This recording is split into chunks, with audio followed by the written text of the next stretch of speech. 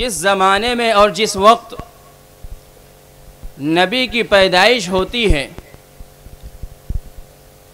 وہ زمانہ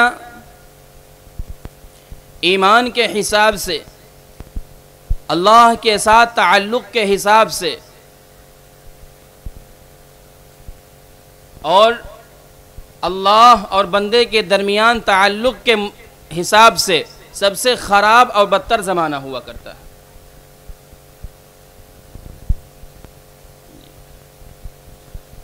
ویسے تو جس وقت نبی کی پیدائش اور امام الانبیاء کی پیدائش ہو رہی ہو وہ وقت تو مبارک، وہ زمانہ بھی مبارک، وہ آن اور گھڑی بھی مبارک، لیکن نبی اسی وقت پیدا ہوتا ہے اور اللہ تعالیٰ اسے دنیا میں مبعوث یعنی پیدا فرماتے ہیں جب زمانہ بالکل بگڑ چکا ہوتا ہے، قتل و غارت عام ہو چکی ہوتی ہے اور عزتوں کا لوٹنا عام ہو چکا ہوتا ہے۔ اور نبی جس زمانے میں جاتا ہے دنیا کو چھوڑ کر کے وہ زمانہ سب سے بہترین زمانہ ہوتا ہے، کیونکہ نبی کے آنے کا مقصد پورا ہو چکا۔ نبی جس مقصد کے لیے دنیا کے اندر بھیجا گیا تھا وہ مقصد اب پورا ہو چکا۔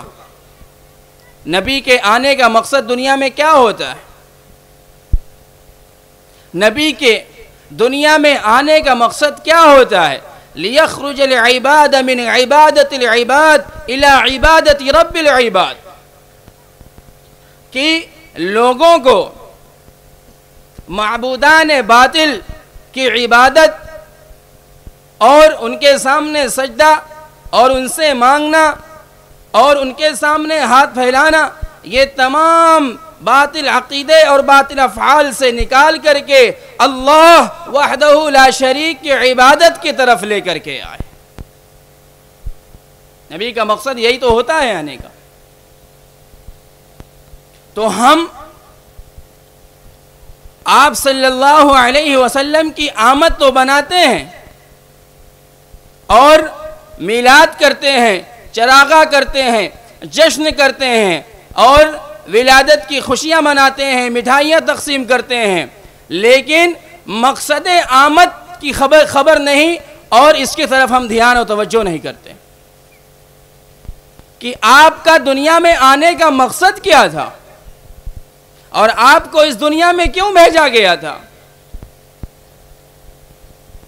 کیا صرف آپ صلی اللہ علیہ وسلم کی پیروی اور آپ سے عشق کا دعویٰ اور آپ سے محبت کا دعویٰ اور محبت کے نعرے صرف ربیع الاول کے مہینے میں لگائے جائیں گے اور 11 مہینہ آپ کو بھلا دیا جائے، آپ کی سنتوں کو چھوڑ دیا جائے، آپ کے طریقوں کو گھر سے، کاروبار سے، دکان و مکان سے، شادی بیاہ سے، مرنے دھرنے سے نکال کے پھینک دیا جائے؟ کیا صرف ربیع الاول کا مہینہ ایک ہی مہینہ صرف اس لیے آتا ہے کہ ہم صرف جشن منائیں، ولادت منائیں اور طرح طرح کی خرافاتیں کریں؟ نہیں، بلکہ نبی علیہ السلام کی پیروی اور آپ کی سنت کی اتباع قیامت تک آنے والے لوگوں کے لیے ضروری ہے، ان کے اوپر ضروری ہے کہ پوری کائنات کے لیے ہمارے اور آپ کے آقا رحمت للعالمین بنا کر کے بھیجے گئے تھے۔ اللہ تعالیٰ نے قرآن میں ارشاد فرمایا وَمَا أَرْسَلْنَاكَ إِلَّا رَحْمَةً لِلْعَالَمِينَ کہ اے نبی ہم نے آپ کو تمام کائنات اور تمام چیزوں کے لیے رحمت بنا کر کے بھیجا۔ صرف انسانوں کے لیے رحمت نہیں بلکہ دنیا کی تمام مخلوقات کے لیے آپ کی آمد اور آپ کی ہستی اور آپ کا وجود سراپا رحمت ہی رحمت ہے۔ ہمارا مقصد یہ ہے کہ محرم کا مہینہ جب آتا ہے تو ہم حسین حسین کے نعرے لگاتے ہیں اور جب محرم کا مہینہ ختم ہو جاتا ہے تو ہم بھول جاتے ہیں۔ محرم کے مہینے میں جناب تو ہم ہائے حسین اور واہ حسین کے نعرے لگاتے ہیں اور کربلا کی داستان یاد کرتے ہیں اور ساری چیزیں ہوتی ہیں، لیکن مقصد قتل حسین کیا تھا اور آپ کے کربلا میں جانے اور وہاں پر جنگ کرنے اور آپ کے قربان ہو جانے اور آپ کے شہید ہو جانے کا مقصد کیا تھا پیچھے؟ کیوں کربلا کے میدان میں سیدنا حسین رضی اللہ عنہ 72 کے قافلے کے ساتھ میں پہنچے؟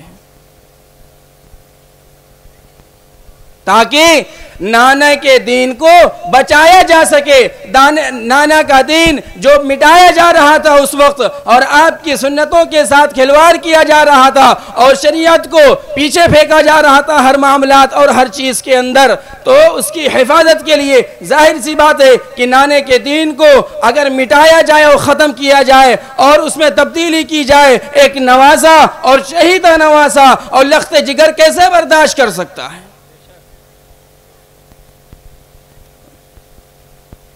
واقعہ کربلا اور داستان کربلا ایک الگ چیز ہے، لیکن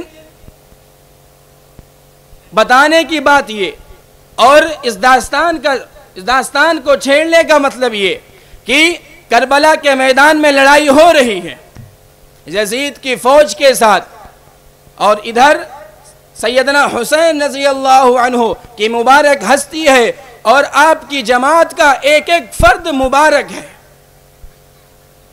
جنگ ہو رہی ہے، ظہر کا وقت آ گیا ہے، لڑائی کے درمیان حضرت حسین رضی اللہ عنہ نے اپنے ایک غلام سے کہا کہ ان سے کہو کہ ہم لوگوں کو نماز پڑھنے دیں، تھوڑی دیر جنگ روک دیں، ہم نماز پڑھ لیں۔ لیکن ان ظالموں کی طرف سے یہ کہا گیا کہ ہم تمہیں نماز نہیں پڑھنے دیں گے، اگر تم نماز پڑھو گے تو عین نماز میں ہم تمہارے اوپر حملہ کریں گے، تمہارے اوپر تیر و تلوار کی بارش کریں گے۔ اگر اس موقع پر اس وقت آپ نماز چھوڑ دیتے ظہر کی یا مؤخر کر دیتے تو خدا کی قسم آپ کا مرتبہ نہ دنیا کے اندر نہ آخرت میں اللہ کے سامنے کچھ نہیں کم ہوتا۔ لیکن یہ ہوئی ہے جناب محمد الرسول اللہ صلی اللہ علیہ وسلم کی کہ نماز کا وقت ہو چکا ہے، اگر حسین کا سر کٹتا ہے تو کٹ جائے، لیکن نماز کا وقت ہو چکا ہے تو یہ سر اللہ کے سامنے ضرور جھکے گا۔ یہ تربیت کہاں سے حاصل کی تھی؟ یہ پرورش کہاں سے حاصل کی تھی؟ ظاہر سی بات ہے یہ پرورش اور یہ تربیت اور یہ علم اور یہ ساری چیزیں کہاں سے حاصل کی تھی؟ اپنے بابا جان اور اپنے نانا جان آقا نامدار جناب محمد الرسول اللہ صلی اللہ علیہ وسلم سے۔ تو نماز میں دوستو کہنے کا مقصد اور اس واقعے کا خلاصہ یہ کہ نماز آپ کی کیسی سنت، ابھی مولانا صاحب بیان کر رہے تھے کہ آخری وقت نبی علیہ السلام کا جانے کا وقت ہو گیا ہے، اور آپ نے جو اپنے آخری الفاظ روح کے قبض ہونے سے پہلے فرمائے الصلاۃ وما ملکت ایمانکم، الصلاۃ وما ملکت ایمانکم، الصلاۃ وما ملکت ایمانکم، میری امت نماز نہ چھوڑنا اور ماتحتوں کے ساتھ کمزوروں کے ساتھ رحم دلی کا معاملہ کرنا اور آسانی کا معاملہ کرنا۔ آج ہمارا حال کیا ہے؟ ربیع الاول کے مہینے میں اور اس جشن اور جلوس میں میلاد کے بھی ہماری نمازیں ضائع ہو رہی ہیں۔ ہم نعرے تکبیر اور نعرے رسالت تو لگا رہے ہیں، لیکن آپ کا حکم کا ہمیں ذرا سا پاس نہیں اور ذرا سا بھی خیال نہیں۔ نماز جیسی کیسی اہم چیز، لیکن امت کو ذرا سی اس کی فکر نہیں۔ تو میرے دوستو، آپ کی تشریف آوری اور آپ کے دنیا میں آنے کا مقصد کیا ہے؟ کہ آپ کے فرمودات پر اور آپ کے ارشادات کے اوپر عمل کیا جائے۔ یہ نہیں کہ صرف 12 دن ربیع الاول کو منایا جائے، جشن ولادت کو منایا جائے، ولادت کو، اور اس کے بعد چھوڑ دیا جائے آپ کی سنت کو۔ عاشق رسول ہونے کا دعویٰ تو ہم کرتے ہیں، لیکن دعوے میں ہم کھوکھلے ہیں اگر ہمارے اندر عمل نہیں ہے۔ ایک موقع پر جناب محمد رسول اللہ صلی اللہ علیہ وسلم وضو کر رہے ہیں. صحابہ کرام آپ کے وضو کرنے کے بعد جو پانی گر رہا ہے اس کو آپ صحابہ کرام کی جماعت ہاتھ میں لے رہی ہے، اور اس پانی کو لینے کے بعد کوئی سینے پہ مل رہا ہے، کوئی چہرے پہ مل رہا ہے، کوئی سر کے اوپر مل رہا ہے. تو صحابہ کرام سے آپ صلی اللہ علیہ وسلم نے پوچھا کہ تم ایسا کیوں کر رہے ہو؟ تو صحابہ کرام نے فرمایا فداک یا رسول اللہ، آپ کے اوپر تو ہماری جانیں قربان اور ہمارے ماں باپ قربان، یہ عشق اور محبت کی وجہ سے. تو آپ نے فرمایا سوچ لو، میرے ساتھ محبت کا دعویٰ تو کر رہے ہو لیکن دعوے میں پورا اترنا بڑا مشکل کام ہے.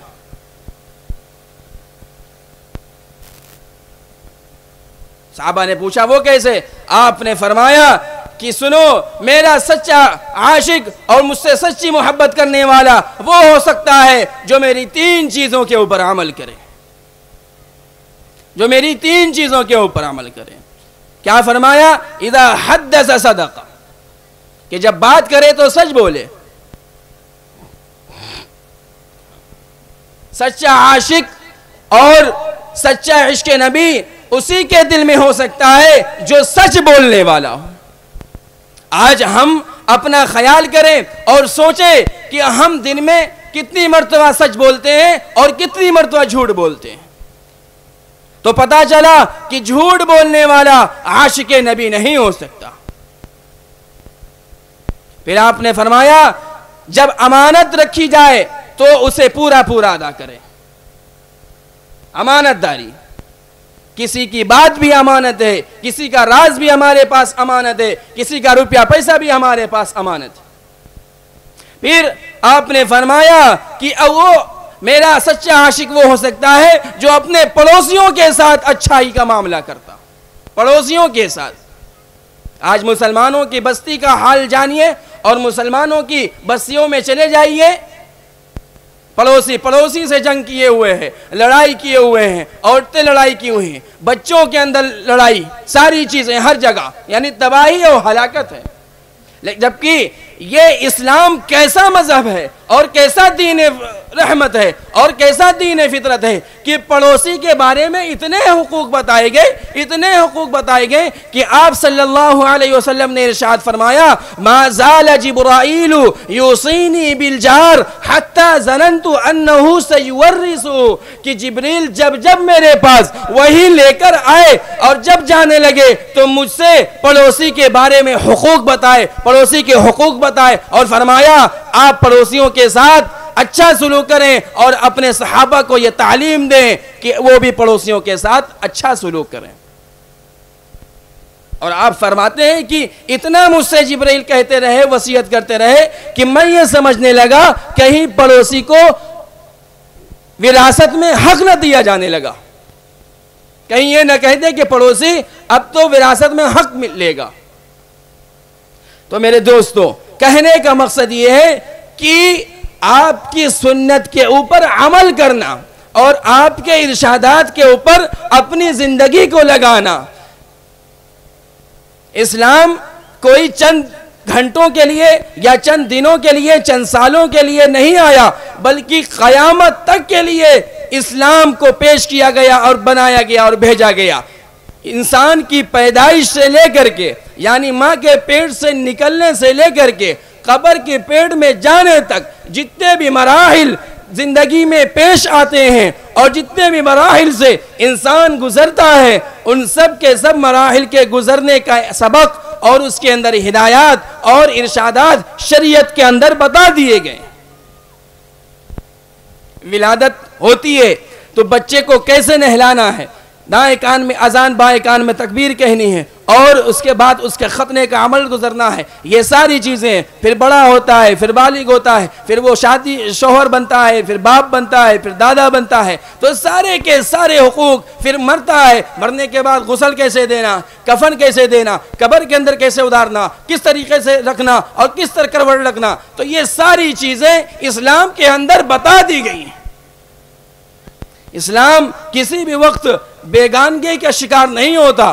اسلام کے اوپر اشکال کرنے والے یہ کہتے ہیں کہ اسلام زحمت ہے، اسلام دقیانوس ہے اور اسلام فرسودہ ہے. کبھی نہیں ہو سکتا، بلکہ اسلام بچے کے لیے رحمت، اسلام بوڑھے کے لیے رحمت، اسلام شوہر کے لیے رحمت، اسلام بیوی کے لیے رحمت، اسلام شوہر کے لیے اور باپ کے لیے اور ماں کے لیے اور دادے کے لیے، ہر انداز میں جہاں بھی انسان اور جس مرحلے سے گزرتا ہے، اسلام رحمت ہی رحمت ہے اس کے لیے. آپ حیران ہوں گے کہ کیسی کیسی آپ نے باتیں پیش کر دیں، لیکن افسوس یہ ہے کہ مسلمانوں کو آپ کی بات نہیں پتا، آپ کی حدیث نہیں پتا، آپ کے ارشادات نہیں پتا، آپ کے فرمودات نہیں پتا اور آپ کے احکام نہیں پتا. پڑوسیوں کی بات ابھی چل رہی تھی کہ سچا عاشق کون ہے. ربیع الاول کا مہینہ چل رہا ہے تو یہ بات اس کے اندر اس بات کا ذکر ہونا چاہیے کہ عاشق نبی، خود نبی کے زبانی اور نبی کے نظر میں کون ہے. فرمایا گیا، آپ صلی اللہ علیہ وسلم نے فرمایا، اذا طبخت المرقة یا اذا طبخت مرقة فاکثر ماءها وتعاهد جیرانک. سنو، جب تم اپنے گھر میں سالن اور شوربہ بناؤ تو اس کا پانی زیادہ کر لو اور اس پانی سے اپنی پڑوسیوں کی مدد کرو. کیا مطلب؟ جب گھر کے اندر کوئی کھانا پکاؤ تو تھوڑا اسے بڑھا لو اور اپنے غریب اگل بگل کے پڑوسیوں کے ساتھ میں مدد کا معاملہ، خیر خواہی کا معاملہ اور ان کے ساتھ نیکی کا معاملہ کرو. سالن پکاؤ تو سالن بڑھا لو اور پڑوسیوں کو دو. کیا اسلام رحمت لے کر کے آیا؟ لیکن ہمیں پتہ نہیں، سب سے زیادہ ہمارے تعلقات خراب خود ہمارے پڑوسیوں کے ساتھ میں. ایک اور حدیث آپ نے فرمایا، واللہ لا یؤمن، واللہ لا یؤمن، واللہ لا یؤمن. 3 مرتبہ آپ نے فرمایا. کیا؟ خدا کی قسم وہ ایمان والا نہیں ہو سکتا، خدا کی قسم وہ ایمان والا نہیں ہو سکتا، خدا کی قسم وہ ایمان والا نہیں ہو سکتا. صحابہ نے پوچھا کہ یا رسول اللہ کون شخص؟ صحابہ ڈہل گئے اور ڈر گئے اور کپ کپی آ گئی ان کے جسم پہ. کون یا رسول اللہ؟ آپ نے فرمایا کہ جس کا پڑوسی اس سے ڈرتا ہو اور اس سے مامون نہ ہو. اگر آپ کا پڑوسی آپ کے ظلم کا شکار ہے اور آپ سے ڈرتا ہے اور آپ کو دیکھ کر کے وہ بھاگتا ہے اور آپ ظالم اور وہ مظلوم ہیں، تو یاد رکھیے آپ ایمان والے نہیں ہو سکتے. پڑھتے رہیے، نماز منہ پہ مار دی جائیں گی، دیتے رہیے، زکوٰۃ واپس کر دیا جائے گا اور طرح طرح کے اعمال کرتے رہیے، اللہ کے یہاں واپس کر دے جائیں گے، کیونکہ آپ کے تعلقات آپ کے پڑوسیوں کے ساتھ خراب ہیں. جی میرے دوستو، تو اب یہ جلسہ ہو رہا ہے. جلسے کا ہر چیز کا ایک مقصد ہوتا ہے. یہ جلسہ اسی لیے سجایا گیا ہے اور یہ ساری محنتیں ان احباب نے اسی لیے کی ہیں کہ گاؤں کے اندر ایک دینی ماحول پیدا ہو. گاؤں کی مسجدیں جس طرح سے جمعے کی نماز میں بھرتی ہیں، اسی طریقے سے 5 وقت اور خاص طور پر فجر میں بڑھنے لگے. تو ارادہ کریے اور بتائیے کہ کون کون اب سے 5 وقت کا نمازی بنے گا؟